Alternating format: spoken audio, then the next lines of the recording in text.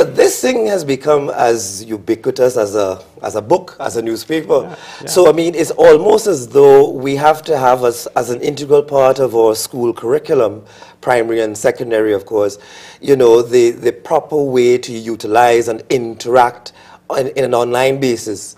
Yeah, because absolutely. This is now a means of communication. This is now an entirely new channel by which we are communicating and interacting with each other.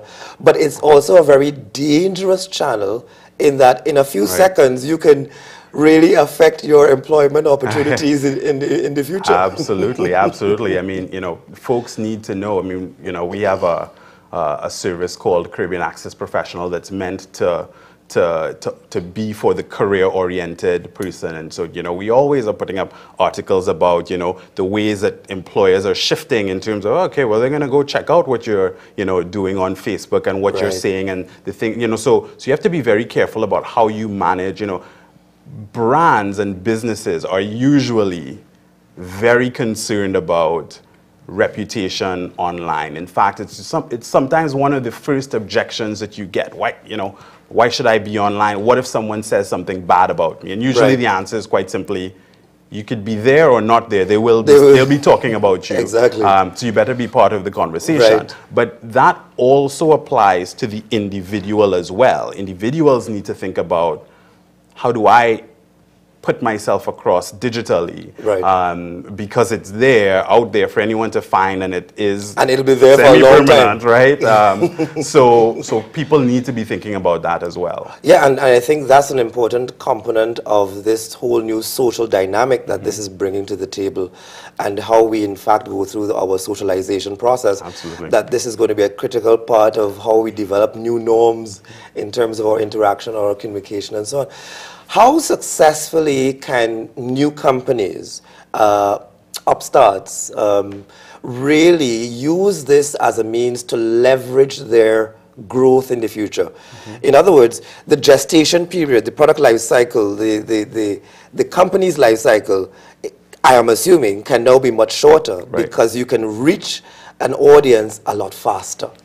Yeah, so, I mean, I'm a big fan. One of the more impactful books that I read in the last, you know, 8 to 10 years was The World is Flat by Thomas Friedman, which is all about the fact that through globalization, businesses will be competing not just with whoever is in their backyard, but with the entire world, right? And the way that digital is impacting businesses regionally in Trinidad and beyond is actually quite similar, because if you want to deliver a service digitally, sure, you can start focused on this audience, but if you're creating, for example, Caribbean-focused content around fashion, let's just say. Right. Well, there's an audience for that is not just sitting in Trinidad or Barbados or Jamaica. There are folks in the US who are interested in that, and Canada and China and all sorts of things.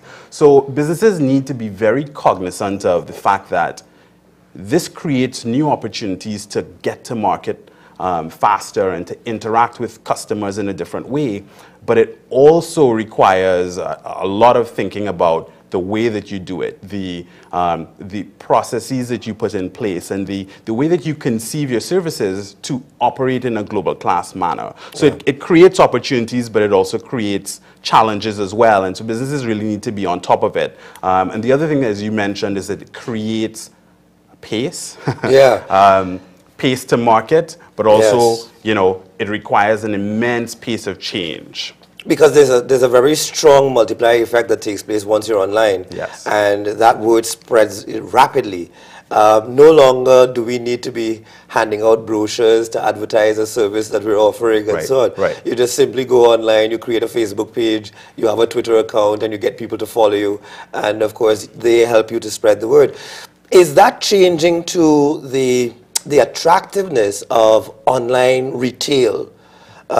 Because of the greater amount of time we're spending online, does that mean that we are more inclined now to buy stuff online as well? Right. So it's funny you mentioned that, because there are a whole host of businesses that are pining, just waiting for the electronic commerce bill. I think when that eventually gets passed, for example, we will see a whole explosion in services that are delivered digitally for commercial purposes right.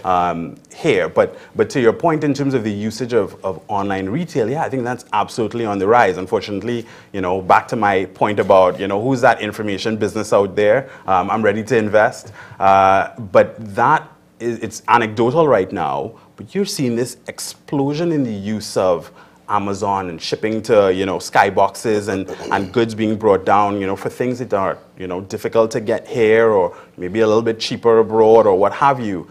There's just been an explosion. I mean, constantly hearing folks talking about or showing us, stuff that they've brought and that sort of thing.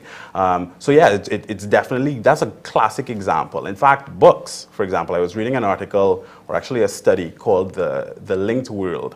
And it talks about the impact of digital books, right? And as an industry, the way that it reduced the costs of search to find obscure titles that you might be interested in, the ways that it reduced costs for the publishers and for the production side, and had this ultimately massive impact from an economic transformative in terms standpoint. of how that industry is changing. Exactly. So, so it just kind of sparks in your mind when you think about online retail and that sort of thing, that the businesses, going back to your point about what are the opportunities, the businesses that create these new niches and these new industries can have huge impacts, not just on themselves, but that redound across the entire society and across the entire economy. Great stuff. I mean, this is going to be really a transformative force, not just in terms of the retail and distribution sector, but across the entire economy in terms of how we share information, how we get information.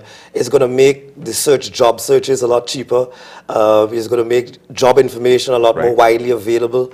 And I suppose the level of competition is going to increase tremendously going forward. Yeah, it's interesting. When we think about businesses, kind of going back to a point, what are the opportunities? How should I think about this? Really, the two audiences that we interact with at Caribbean Ideas very heavily. We interact with communicators who are dealing with it from the standpoint of the impact on the way that my audience spends time and that I interact with them and that I can basically make folks more aware of and consume my services. But there are also the businesses for whom digital is an increasingly important part of their business model. Yeah. So you can have a business model that is entirely digitally driven, but you also have first citizens, for example, deciding to make the investment in mobile banking. There are business decisions behind that kind of thought. Spread of mobile, desire for more convenient ways to interact, and that sort of thing. And it's all going to change the way we do business. Now, you have a conference coming up in November? Yes, so we're very excited about this conference. It's called the Caribbean Digital Expo. Right. It's on Tuesday, November 22nd at the Hyatt. November 22nd at the Hyatt? Exactly. And this conference is actually for those two audiences that I just mentioned. It's for communicators on the one hand, who want to learn more about, what's happening around the region, what are the best practices, what's happening globally, what should I be thinking about to evolve the way I use digital technology to reach and engage. But it's also for business leaders and business decision makers who are interested in saying, what's next? How should I be thinking about changes in mobile, for example? And you said you had some interesting speakers from Facebook. We have some very interesting speakers. We are bringing for the first time ever in the Caribbean, Facebook. Good. That's right, Facebook. We're bringing the global head of agency marketing for Facebook, a woman whose day job is helping large agencies and brands and communicators understand that if you include social media and Facebook in particular, in her view, at the very start of your campaign planning and marketing planning, you can have huge positive impacts, right? So we have her, we have the regional director for the Caribbean for BlackBerry, Research in Motion, who's going to have some really interesting perspectives on where mobile is going, how businesses can adapt it, how marketers can adapt it. And we also have the brand director for Pepsi as well, so it's a new announcement. So it's going to be a great conference. Absolutely, it's going to be a great opportunity to learn and get exposed to great talent. Good. Well, thank you so much, Mr. Farrell, for being here. Thank you, sir. And I wish you all the best in this conference. Thank you. I hope that you really do get the response that you desire. We're going to take a quick break. We will be right back. You are viewing Morning Edition on TV6. Stay with us.